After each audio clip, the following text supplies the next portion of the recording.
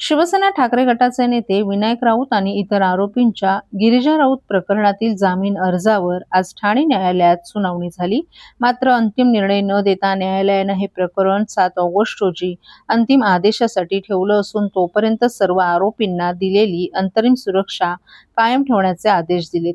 गिरिजा राऊत प्रकरणात शिवसेना ठाकरे गटाचे नेते विनायक राऊत आणि इतर आरोपींच्या जामीन अर्जावर आज ठाणे न्यायालयात सुनावणी पार पडली।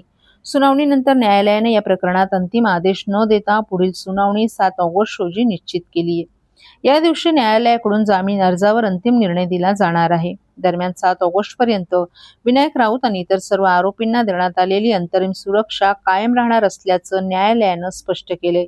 याच प्रकरणातील आरोपी फिरोज शेख यांच्या जामीन अर्जावरही येत्या 2 दिवसात अंतिम सुनावणी होणार असल्याची माहिती सरकारी पक्षाचे वकील सागर कदम यांनी दिली आहे। ऑनरेबल सेशन्स कोर्ट समोर ऑर्डरसाठी एबीए जे दाखल केलेले आरोपी जे आहेत विनायक राऊत आणि बाकी 8 जण आहेत त्यांनी त्याच्यावर आज ऑर्डरसाठी फायनल ऑर्डरसाठी मॅटर होतं। परंतु त्यांचे वकील जे आहेत त्यांनी परस्पर काल टेकन ऑन बोर्ड येऊन काही सायटेशन जे आहे ऑनरेबल सुप्रीम कोर्टचं ते दाखल केलं होतं। तर त्याच्यावर आज परत एकदा आर्ग्युमेंट झालं आणि आज शुक्रवारी ते मॅटर जे आहे ते ऑर्डरसाठी ऑनरेबल कोर्टाने ठेवलं आहे। सर ह्यामध्ये कायदा असं देखील सांगतो की ह्या प्रकरणामध्ये जे आहे ते प्रत्येक जो गुन्हेगार आहे की जो आरोपी ह्यामध्ये पकडला गेलेला आहे त्यामध्ये जनजागृती होईल म्हणजे नेमकं ते काय आहे?